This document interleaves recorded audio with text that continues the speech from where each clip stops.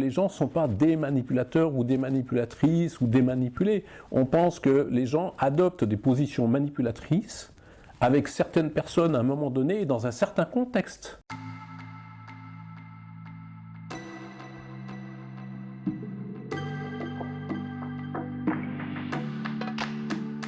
Le manipulateur va arriver, vous voyez, avec un très beau message, très positif, qui va vous présenter, en vous flattant, en vous disant « j'ai quelque chose de très très intéressant pour vous », que ce soit dans le domaine commercial. Donc on vous propose des merveilleuses réductions, des affaires extraordinaires, que ce soit dans le domaine amoureux, on va vous expliquer que vous êtes la plus belle des personnes qu'on a rencontrées alors qu'on vous connaît depuis 1 heure, ou dans le domaine du travail par exemple, on va vous expliquer que vous travaillez tellement bien, qu'on vous a bien repéré, qu'on compte sur vous pour prendre le poste de direction, et derrière, que vous ne voyez pas, parce qu'il est caché dessous, vous voyez, c'est mon 2e livre, c'est l'intention réelle du comportement manipulateur. C'est une personne, un tiers, qui cherche à obtenir quelque chose de nous qu'on ne leur aurait pas spontanément donné, ou dont on n'a pas même la conscience de lui donner. Le manipulateur a un discours qui porte sur l'émotion, qui porte sur la personne, mais pas tellement factuel. On a d'ailleurs de la peine à lui faire préciser ses promesses. On parle des promesses dans d'autres scénarios à Paris de la manipulation. On a de la peine à lui faire préciser ce qu'il veut nous donner exactement. Il nous promet des tas de choses, mais on ne sait pas vraiment quoi.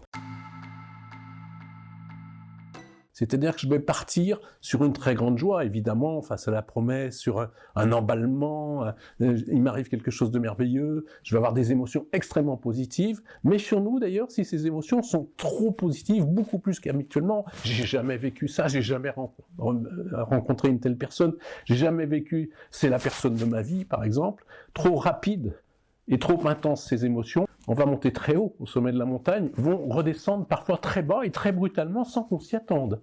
On va se retrouver face à quelque chose, parce qu'à un moment donné, le manipulateur ne nous donnera pas ce que nous attendions, on va se retrouver face à un état de déception majeure qui va s'accompagner souvent chez les personnes manipulées d'une grande culpabilisation. Si vous ressentez une forte culpabilisation face à un message manipulateur, dites-vous bien que là vous êtes en danger, parce que au lieu de voir que peut-être vous avez en face de vous quelqu'un qui n'a pas des intentions uniquement positives, vous allez vous mettre sur votre dos à vous. Si vous faites des choses inhabituelles, que vous ressentez des choses inhabituelles, que tout cela est dans un climat d'intensité importante avec des grandes variations, méfiez-vous.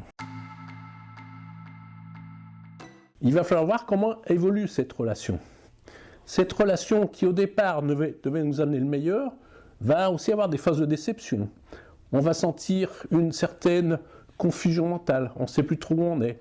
On va commencer à se poser des questions. Est-ce que cette relation est si bonne que ce que je croyais au départ? Bref, elle est instable cette relation.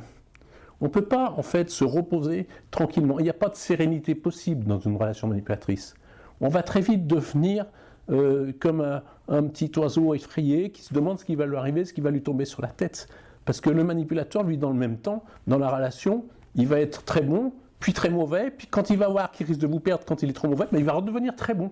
Le manipulé, il se laisse flotter, guidé par ces grands mouvements de houle, de vagues qui viennent de temps en temps faire la tempête, et puis tout d'un coup ça paraît très calme.